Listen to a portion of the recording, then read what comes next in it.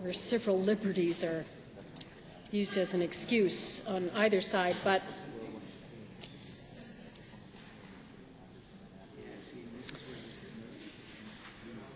clearly we are up against a societal challenge that we need to give government some tools to deal with, and gangs is one of them. They don't play fair, they don't play by the rules, and they're making it very difficult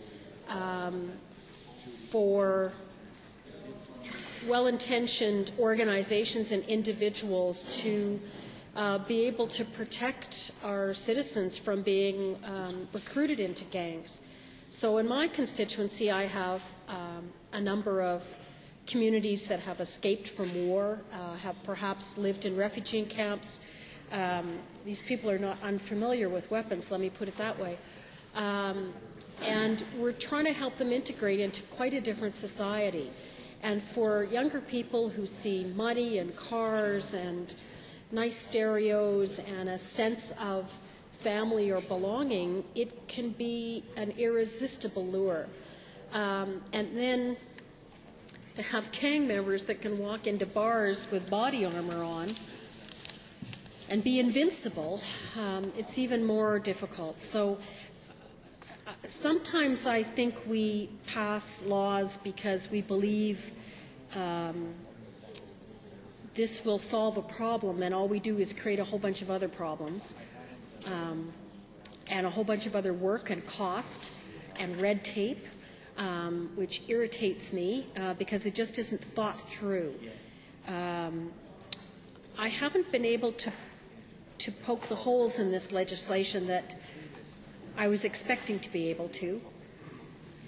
I've looked through the list of exemptions. Oh, it's got to be spring.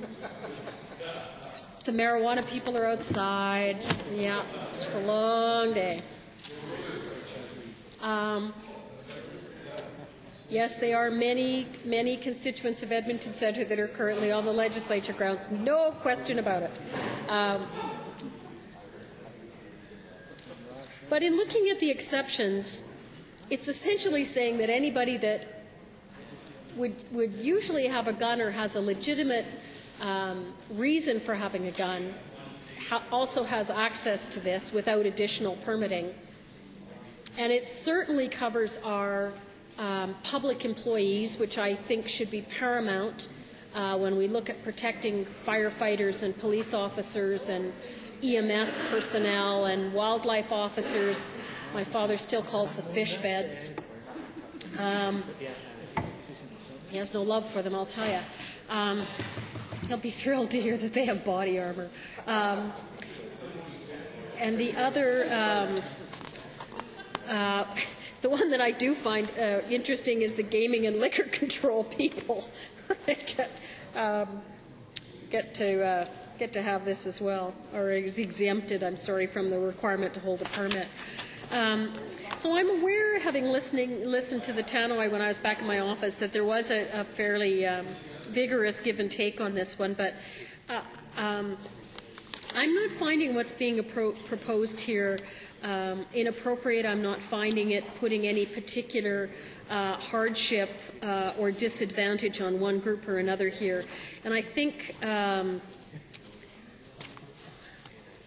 we struggle to be able to find out how to work with organizations like the sort of new version of gangs that exist in a highly technical, internet-based world and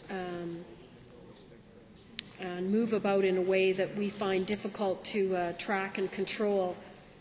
So, as much as I don't like putting those kinds of restrictions out at this point, I'm willing to support this legislation in Committee of the Whole.